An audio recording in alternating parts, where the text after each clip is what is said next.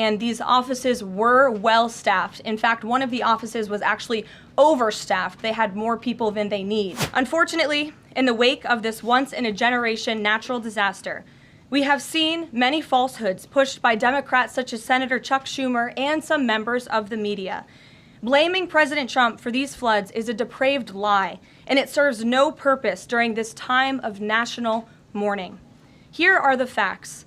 In the lead up to this tragic natural disaster, the National Weather Service did its job. Despite unprecedented rainfall, the National Weather Service executed timely and precise forecasts and warnings. On July 3rd, the National Weather Service office in Austin, San Antonio, Texas, conducted forecast briefings for emergency management in the morning and issued a flood watch in the early afternoon. Flash flood warnings were also issued on the night of July 3rd and in the early morning of July 4th, giving preliminary lead times of more than 3 hours before flash flooding conditions occurred. And the National Weather Service office in New Braunfels, which delivers forecasts for Austin, San Antonio, and the surrounding areas, had extra staff on duty during the storms, despite claims of the contrary. So to any person who has deliberately lied about these facts surrounding this catastrophic event, you should be deeply ashamed. At this time, the administration's focus will be on giving the victims and their communities the support they deserve during these recovery efforts in this tragic time. May God bless the great people of Texas, especially the parents who have lost their children. President Trump loves you. We are praying for you, and he will be traveling to see you later this week. The National Weather Service, the union, actually publicly stated they had an adequate staff on hand to forecast and predict the storm. You shared your thoughts earlier on how the way the left has really weaponized this to blame the deaths in Texas on Trump. Want to comment on that again? Yeah, I just do think those comments are depraved and despicable, especially when so many Americans are mourning the loss of their children. The National Weather Service, as I said, did its job. Many experts, many meteorologists have said that. Many of you in the media, in all fairness, have said that as well. Unfortunately, not all. And many Democrat elected officials are trying to turn this into a political game, and it is not. This is a national tragedy, and the administration is treating it as such. We know the National Weather Service provided early and consistent warnings. They gave out timely flash flood alerts. There were record-breaking lead times in the lead up to this catastrophe. There is ongoing flood monitoring, and these offices were well staffed. In fact, one of the offices was actually overstaffed. They had more people than they need. So any claim to the contrary is completely false, and it's just sad that people are pushing these lies. You ask, and I'm going to use your words, who's to blame? Know this. That's the word choice of losers. Let me explain one thing about Texas, and that is Texas, every square inch of our state cares about football. You could be in Hunt, Texas, Huntsville, Texas, Houston, Texas, any size community, they care about football. High school, Friday night lights, college football, or pro. And know this, every football team makes mistakes. The losing teams are the ones that try to point out who's to blame. The championship teams are the ones that say, don't worry about it, man, we got this. We're going to make sure that we go score again, that we're going to win this game. The way winners talk is not to point fingers. They talk about solutions.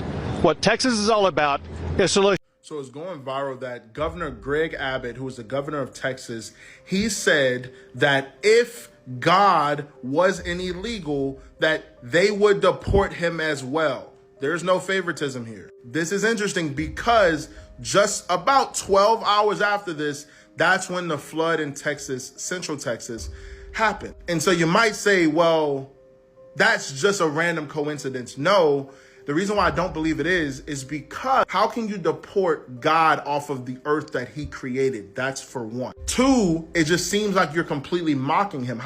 That doesn't make sense to me. And then three, we have seen people who have mocked God in the past, and then the end result was never good for them. I'm not one of those people who say Texas got what it deserves because it didn't. He should have gotten what he deserves. However, if this is God responding to what he said, the blood is on this man's hands. Because what do you mean you would deport God? Then people will say, well, like, God doesn't respond to anything anymore. He doesn't say anything. He doesn't do anything. And then when he does do something, it's like, oh my gosh, God, it's just like God can't win with with simple-minded people. And so what really should have happened in this is that it should have just been directed at him. Seriously. Also, apparently, I don't know if he's to blame for this, but there were tremendous budget cuts due to anything weather related. And so they were missing like 5 different department heads that would have been able to detect this flood and to help people to get to safety and to help prepare people. However, they did budget cuts, and so there wasn't anybody really working. Now, we don't know if that's the exact cause of it, but does it all lead back to him? And essentially after him, does it lead back to Trump and the Trump administration? You guys really think these floods in Texas are natural? You really think it's possible for rain to do that in 4 minutes? Come on, why is it every day there's got to be something that just doesn't seem realistic at all? Every day. Look at the time. 4 minutes. You think just because it's raining, you can create an ocean in 4 minutes? So we know there's a dam somewhat close to the area of where the flooding is, but ChatGPT kind of shut me down immediately when I asked about the dam. 30 feet in under an hour. 30 feet under an hour. And it's not over yet either because they're expecting more rain. And the death toll is getting out of control. It's almost at 100 people. They said 95 people and counting. Do you really think rain is capable of reaching your roof in such a short amount of time? Did you see how Caroline Levitt called it an act of God? Look at what she says. It's not the administration's fault that the flood hit when it did, but there were early and consistent warnings. And again, the National Weather Service did its job. There were early and consistent warnings, yet a camp flooded, a camp full of children. Oh my God! Oh my God! Oh my God! Oh my God! Oh my God!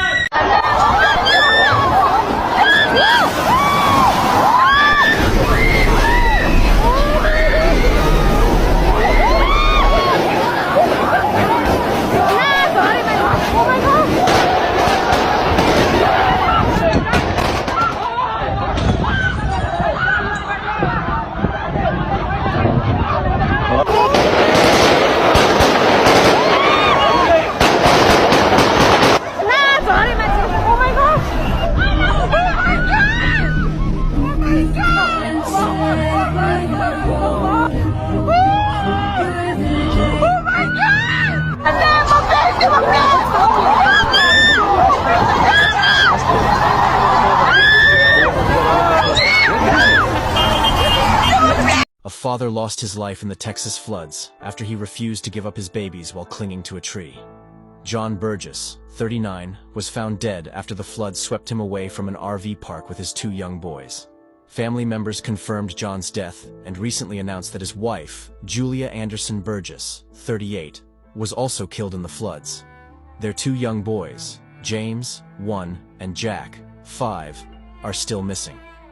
Witnesses said the father's haunting last moments were spent clinging to a tree while trying to save his sons. The owner of the RV park in Kerr County said, "My husband was in the water trying to ask them, 'Please throw me your baby.' The man was holding tight to his babies, and he just got swept away." She said emergency crews found 8 bodies on her property, and 40 people are missing from the nearby RV park. Authorities have launched a large-scale search as the death toll surpasses 100. Help! Somebody help us! We need help over here! Help! Please help us! 2 young girls were just found 27 feet up in a tree, alive, many miles downriver from Camp Mystic. The young girls had been holding on nearly 30 feet up in the air for over a day before they were spotted and rescued from Comfort and Homeless Road in Center Point. Sources on the ground confirmed the rescue amid extensive search operations along the Guadalupe River corridor, where floodwaters reached unprecedented levels Friday morning. We do not know at this time if these 2 girls are from the 23 girls missing from Camp Mystic. A dozen people, including 11 campers and 1 counselor, are still missing from Camp Mystic, the all-girls camp that had about 750 children at the time of the flooding. At least 70 bodies have been recovered since the 4th of July flash floods hit central Texas. With Kerr County being the hardest hit, the Guadalupe River rose rapidly Friday, reaching the height of a 2-story building. Most of the fatalities, 59 of them, took place in Kerr County, including 38 adults and 21 children. Mexico has sent aid workers across the border to help Texas after this devastating flood. That's right. Do you want me to repeat myself? Mexico has sent aid workers to Texas to help our fellow countrymen in their time of need.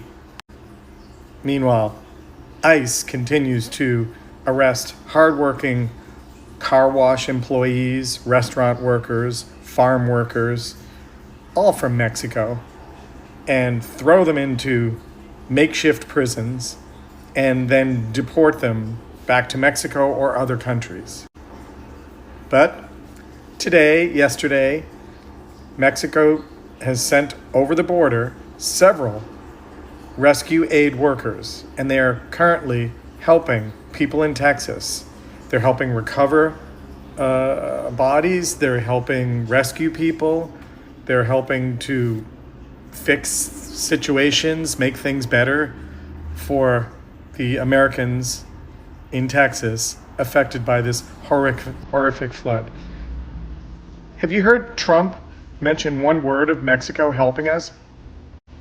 Have you heard Governor Hot Wheels thank Mexico for sending these people? Have you seen a news report today before you're seeing my video? I mean, have you seen one of our leaders thanking Mexico that no matter what we've done to them in the past couple of weeks, month, they're sending people, their own people from Mexico, to help us in Texas? No, you haven't seen any of our leaders, or heard any of our leaders, or heard Trump, or that see you next Tuesday, Kristi Noem from Homeland Security, which is hardly security. You haven't heard any of them thank Mexico for help during our time of need. So I just wanted to let you know that the Mexicans, they're not holding anything against us. They're not laughing at us. They are helping us. If this doesn't sum up the people of Mexico, then I don't know what does. This past weekend, Mexico sent over the Civil Protection Water Rescue Team and Cure firefighters from Acuña, Coahuila, Mexico. They teamed up with Fundación 911 and crossed the border into Texas to help rescue Americans from the deadly flash flooding in Kerrville. And these Mexican heroes are specially trained for this kind of rescue effort. They specialize in swift water rescue, search and recovery, and disaster relief. They dropped everything to cross the border into Texas to help save lives. And the irony is that they came to help people who, let's be real, gladly voted to deport them, to cage them, to tear their families apart. And this isn't the first time that Mexico has sent people over to the United States to help Americans in need. They also sent teams to help during the Palisades and Eaton wildfires in California. And as an American citizen who lives in Mexico, this is who the Mexican people are. They're kind and helpful without looking or wanting for anything in return. It's just simply who they are. And these rescuers in Texas are no exception. They are heroes. So once again, muchas gracias a Mexico.